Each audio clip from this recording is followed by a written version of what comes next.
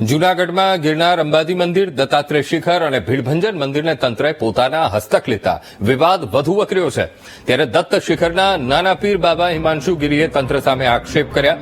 તેમણે તંત્રએ લીધેલા કબજાને ગેરકાયદે ગણાવ્યો. હિમાંશુ ગીરીએ કહ્યું કે દત્ત શિખરમાં 2 ટ્રસ્ટી હયાત હોવા છતાં તંત્રએ વહીવટદાર નિમી દીધા છે. હિમાંશુ ગીરીએ કહ્યું કે અંબાજી મંદિર, દત્ત શિખર અને નીલકંઠ મંદિરનો હું ટ્રસ્ટી છું, તો ટ્રસ્ટી તરીકેના તેમની પાસે પુરાવા હોવાનો પણ હિમાંશુ ગીરીએ દાવો કર્યો.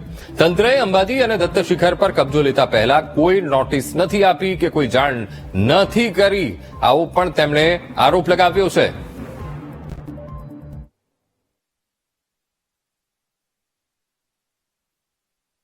દત્ત શિખરમાં અત્યારે પેલા 3 ટ્રસ્ટી હતા, જેમાં બ્રહ્મલીન ધનસુખગીરી બાપુ થતા અત્યારે 2 ટ્રસ્ટી અમે હયાત છીએ. અંબાજી મંદિરમાં 2 ટ્રસ્ટી છીએ, એક હું અને એક બ્રહ્મલીન ધનસુખગીરી બાપુ. બરોબર.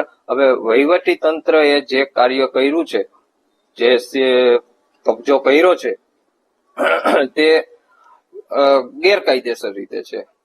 જે ગુરુ દત્તાત્રેય દત્ત શિખર અંબાજી મંદિર માં વહીવટી તંત્રએ નથી અમને જાણ કરી કે નથી એની અમને કોઈ પ્રકારની નોટિસ મળેલી. જયારે ગણપત બાપુની હયાતી હતી ત્યારે ગણપતગીરી બાપુનો હું શિષ્ય હતો, જેનું એને વ્હીલનામું કરેલું છે. તેના મારી પાસે બધા પુરાવા છે.